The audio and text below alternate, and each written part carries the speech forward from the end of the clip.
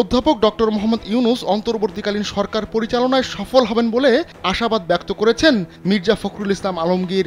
বৃহস্পতিবার দুপুরে এমিরেটস এয়ারলাইন্সের একটি ফ্লাইটে অধ্যাপক ডক্টর মোহাম্মদ ইউনূসের ঢাকায় আসার বিষয়টি দৃষ্টি আকর্ষণ করা হলে তার সম্পর্কে এমন আশাবাদ ব্যক্ত করেন বিএনপি মহাসচিব। তিনি বলেন, ডক্টর মোহাম্মদ ইউনূস তো ছাত্রদের আমাদের মনোনীত ব্যক্তি, যাকে আমরা গোটা জাতির পক্ষ থেকে এই দায়িত্ব দিয়েছি।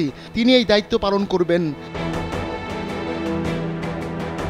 মির্জা ফখরুল বলেন, সবচেয়ে বড় বিষয় শুধু কিন্তু সেটা না, এই গোটা সমস্যার মূল হচ্ছে গণতন্ত্রের অভাব। সেই গণতন্ত্র ফিরিয়ে আনা হচ্ছে তার অন্যতম প্রধান কাজ।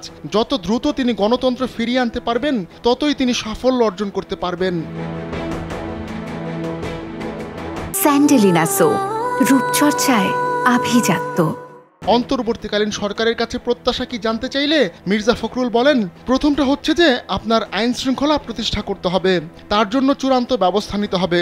দ্বিতীয় হচ্ছে অতি দ্রুত নির্বাচনের মধ্য দিয়ে গণতান্ত্রিক যে সরকার আছে সেখানে প্রত্যাবর্তন করতে হবে। তৃতীয়টি হচ্ছে অর্থনীতি সচল রাখার জন্য সব রকমের ব্যবস্থা নিতে হবে।